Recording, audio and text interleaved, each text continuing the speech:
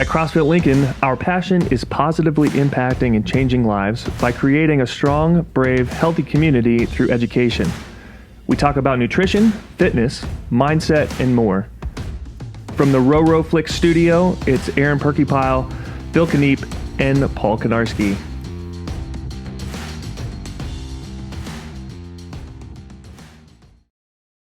Hey everybody, thanks for joining us for CrossFit Lincoln Connections. We're here at the Bay for Find Your Grind Career Fair, hosted by the Bay. Thanks to Ronnie and Row Flicks and Levi and their crew for setting up here and allowing us to come in and do some recording. So we're going to get like 6 to 8 or 9 podcasts that are going to have weird sounds in the background because we're here at this event. But it's been a lot of fun to watch kids bang nails into boards at this construction booth over here. You can hear them like sawzawing everything. We covered a lot of fun stuff, but Phil, today what I want to talk about, I have a favorite type of workout. My sweet spot's kind of between that probably 12 to 20 minute, sometimes 25 minutes depending on what's in it, kind of those types of lengths of workouts.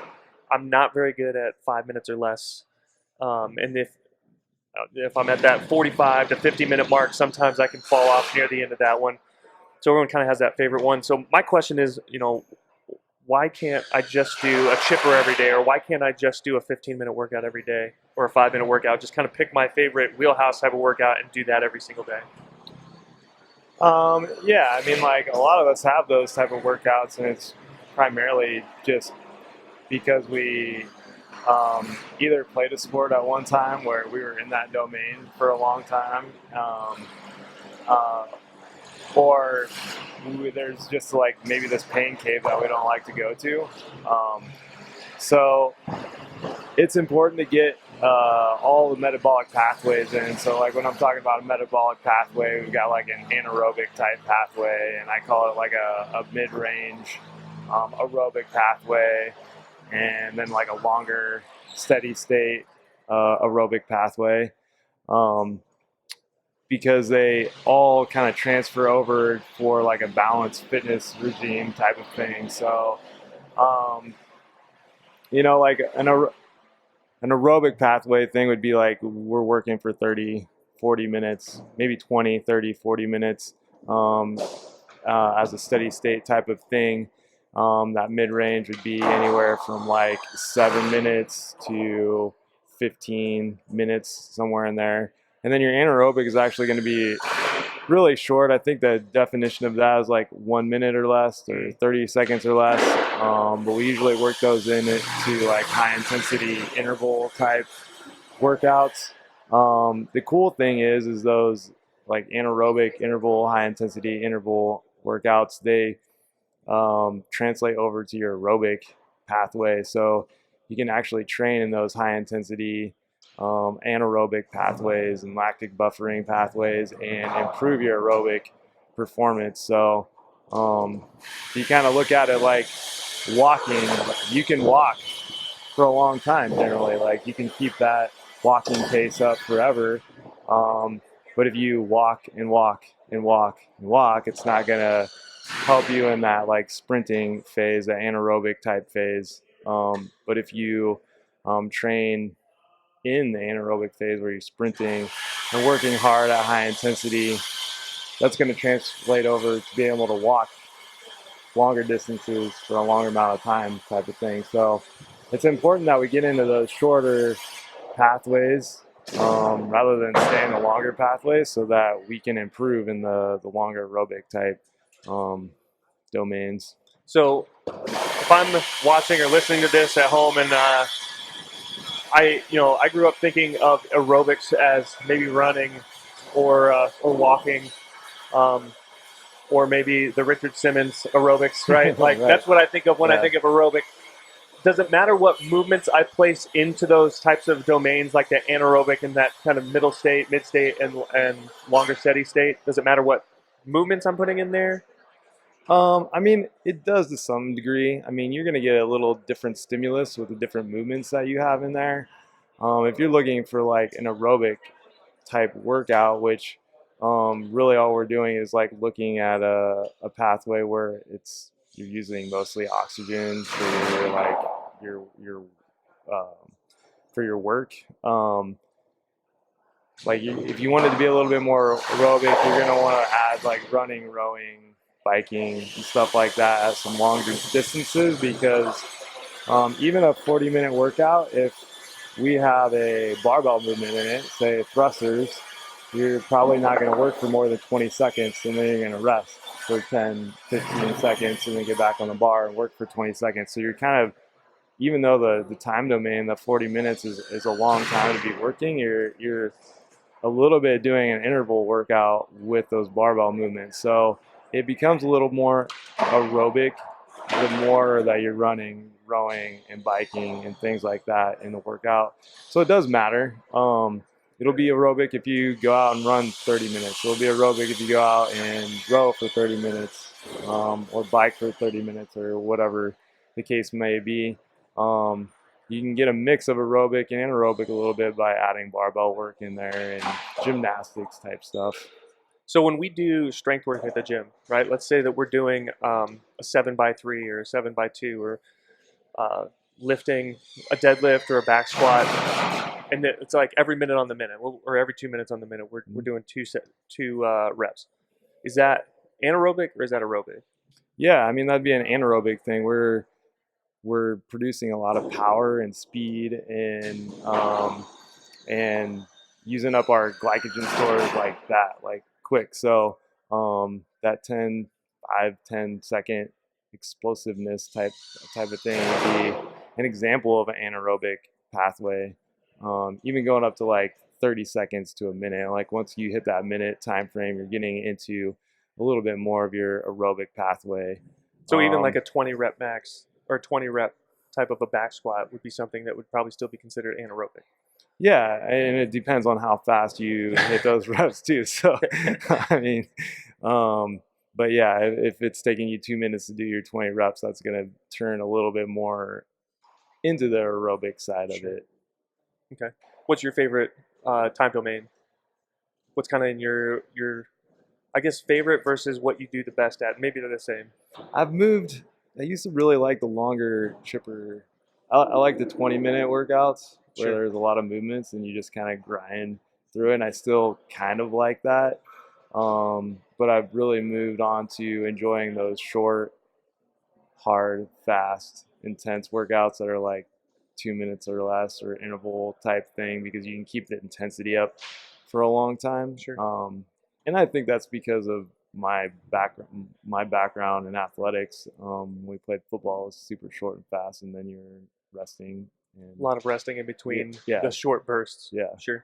Yeah. Well, and I think that's my background is basketball. And so in high school, you're playing quarters, and then in college, you're playing halves, and the half is 20 minutes long. But you might go 10 hard minutes, and then you get a timeout or you get a foul or Right. something, and it stops the game. But then there's these, Right. it feels a little more fluid than maybe Yeah. football does, where there's the set play every time.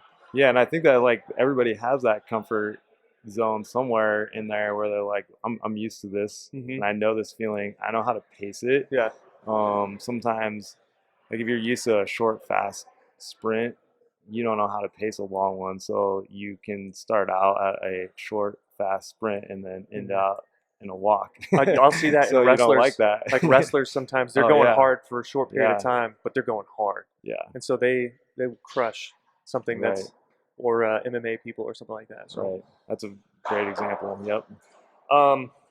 So when you shake things up, when you look at programming, how do you kind of shape then trying to make sure that you're hitting the right time domains and the metabolic pathways, and then also starting to talk about, am I working upper body, lower body, if we look at it from like that bodybuilding perspective, and how that's always kind of been programmed. When you're programming for a month, let's say, how are you going about making sure you get all these things kind of fit in? Yeah. Yeah, I mean, it can be a challenge sometimes. But really what I do is create like a weekly template. And then certain days have like I would call it a bias. So maybe a bias of pulling, upper body pulling. Another day might have a bias of lower body pushing, lower body pulling or whatever, just to try to keep that balance. And then I kind of label what days we want to like work on different pathways. So we'll have like a lactic buffering or an anaerobic type interval day. Then we'll have a longer aerobic type day, then a mid-range aerobic type day, and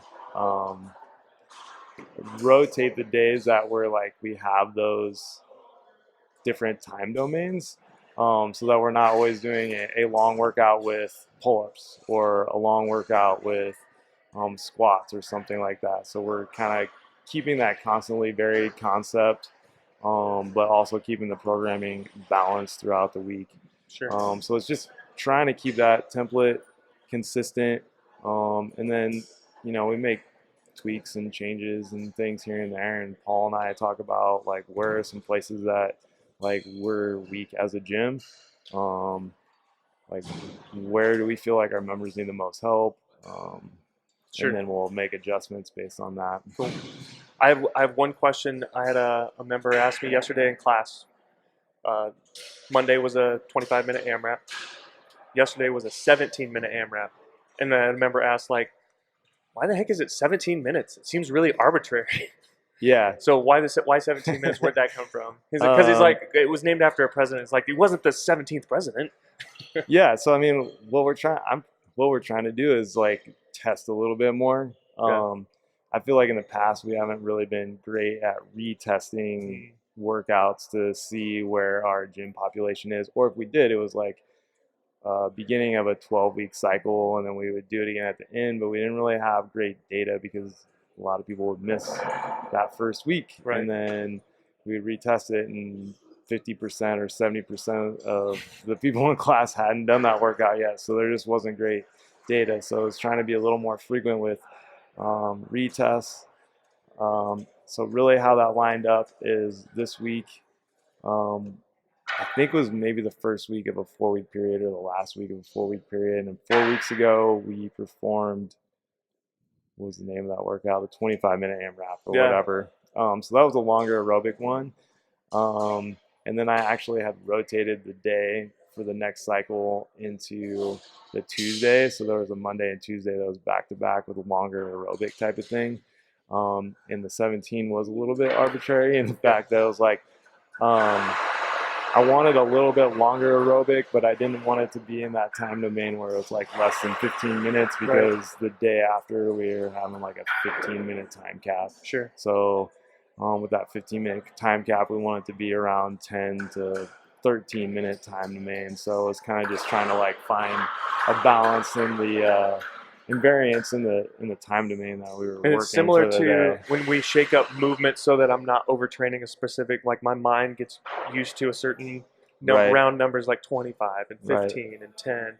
Let's throw that 7 in there to really there have been some workouts that we've done where I'm like, oh, this would be great if it was only 10 minutes, but it's 12 minutes. Or, I could do that thruster at 95 pounds, but it's 105 or there's just a little bit to make you think about it. And challenge yourself. So awesome. I mean, that's exactly right. I mean, we get used to being 20-minute AMRAP, 25-minute AMRAP, 15-minute AMRAP, 10-minute AMRAP, 5-minute AMRAP. It's just kind of working a little bit different time domain. And then you learn how to push it in different lengths of workouts and things like that. So Sure.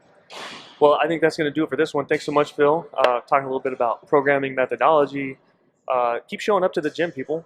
Keep challenging yourself in different time domains and in different movements, and don't skip days so that you can retest and actually have a score to go off of if you can help it. Like obviously people travel for work and life happens, but when you can, get in the gym or do it at home if you can, so that you have a time to test later and see yourself get better.